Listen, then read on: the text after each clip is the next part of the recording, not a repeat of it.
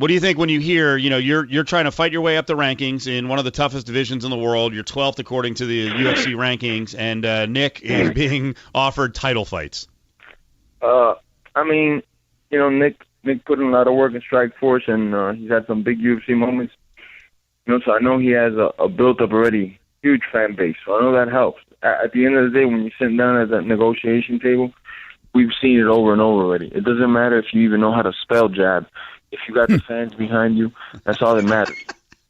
Things like CM Punk and Sage Northcutt and a lot of other. I'm not even gonna talk about the chicks because I don't like picking on chicks, but there's a lot of chicks that don't deserve to be where they put them at, headlining over dudes. It's not whether it's a chick or a guy. It's who's the best card. That's something that I'm seeing a lot too that I would like to touch on. The main event shouldn't be based on gender. The main event, a lot of times when I'm looking at these cards, I'm like, how is this chick headlining over these two dudes that are both studs? They have been fighting, training since they're 7, 8 years old. These chicks just got into MMA like a couple of years ago. Those are the things that really upset me. Nick Diaz, I don't know the intricate details. Maybe they're trying to lowball him. I don't know. I would think he would jump all over it. It's a title fight, but I don't know the details of it.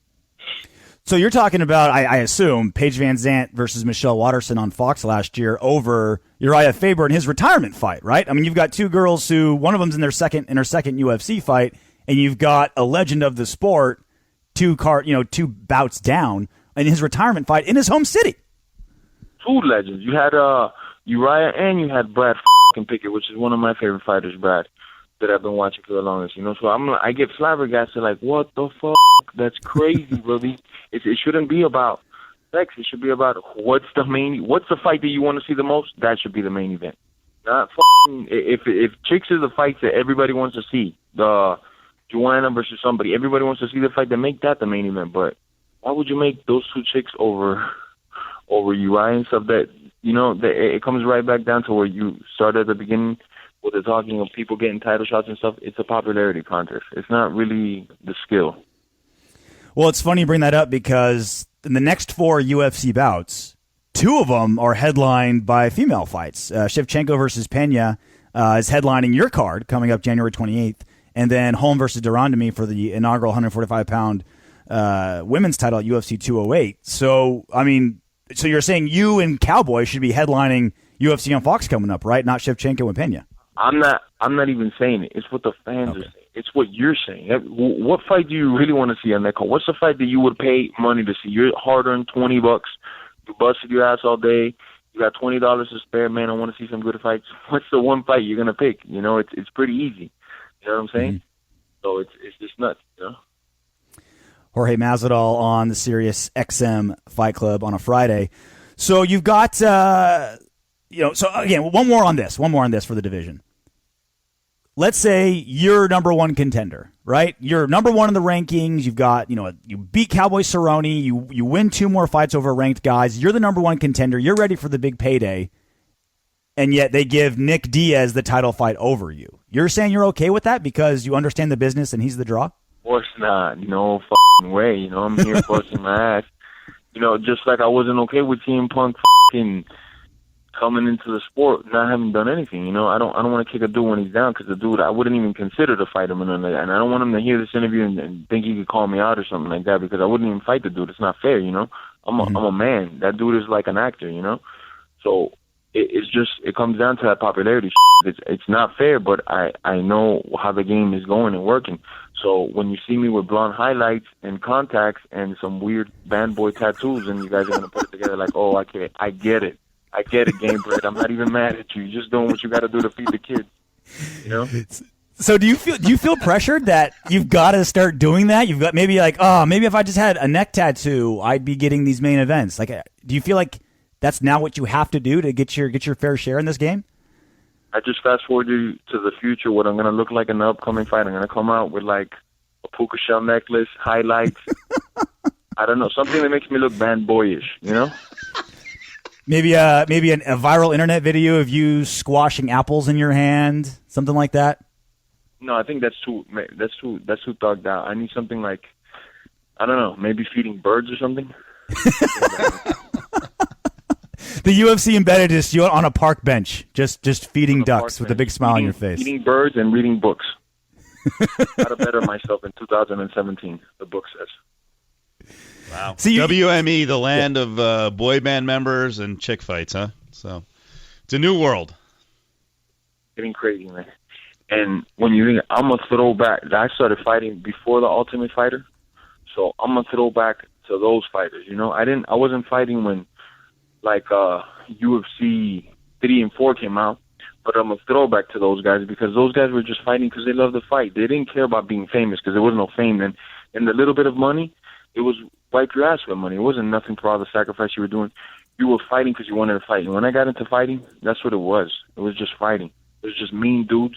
They didn't give a fuck. They just wanted to fight. They didn't care to be on TV, get fucking hounded and do interviews or fight to be famous. I fight because I like to fight. That's why I have so many fights in such little time. And when you think about it, I'm not some new up-and-coming dude.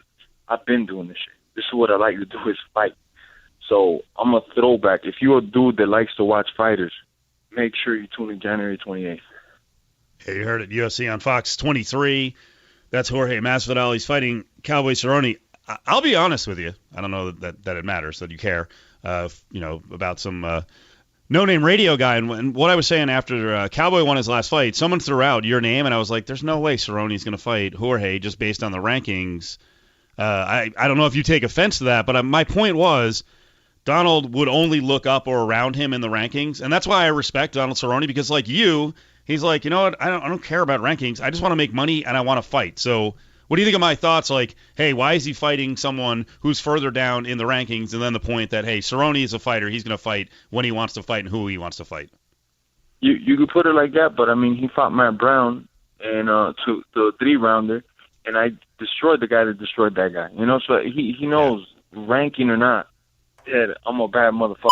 You know, that number, like I said, I could have number 1 by me if my background was in boy band shit. You know what I'm saying? That ranking. So wait, let me break in here. So now you think that even the rankings may be affected by, like, that it could be a popularity contest, that this is not like an honest set of rankings just based on results?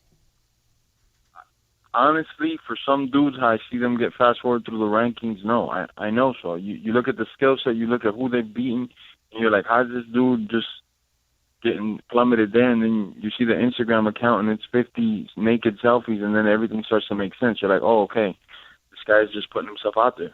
You know, he's selling his soul for this, I guess, you know. So speaking of Donald Cerrone, he spoke to Sports Illustrated. Now, he's not really a trash talker, right? I mean, he's normally pretty respectful, all smiles. Hey, I'm just here to fight, respect to my opponent. But he told Sports Illustrated, Masvidal is the only crazy lunatic that will take the fight with me. You know he's crazy if he's taking a fight with me in only 5 weeks, but I'm better than Masvidal top to bottom. Whether it goes to the ground, wrestling, striking, it doesn't matter where the fight goes. Even if it comes down to cardio, I'll have him beat. It's not really like... That dude is a funny dude, I'm going to tell you. He's playing to the public. Look what he's telling the public right off rip. This guy has to be crazy to fight me. So you're thinking, bro, Cowboy Cerrone has to be a Wild Wild West killer. No, it's the other way around. He's the one that's taking the fight with me. He's the one that's probably not right in the head. And you know something? Me and Cowboy worked out together over, I don't know, I want to say 5-6 years ago. When he said the wrestling thing, that he's better than me in wrestling, and I'm going to tell you, not few dudes have hurt my feelings in the sport. It hurt my feelings that this dude would think he's better than me at wrestling, because we've wrestled together. And he knows that the type of athlete and competitor I am on the mat, just on the wrestling mat alone. I'm not talking about fighting or nothing like that. Just when we wrestled, he knows what I did to him. So for him to say that he's a better wrestler than me, that lets me know, man, I'm in his head so much he has to make up shit. He's going into the fairy tale land of bullshit, because this dude got dumped on his head a couple times, and he realized, you know what, I'm just going to drop guard, because there's no taking this guy down, and there's no landing nicely either. You can ask him about that. You get him on your show, ask him, hey, Masvidal said you guys worked out together and you were dropping guard like a chick. See what he says, because you couldn't handle the wrestling. So where do you get this conclusion that now all of a sudden you're going to out-wrestle him? What, you read some Dan Gable books and my wrestling got worse and only yours got better? This guy's reaching into fairy tale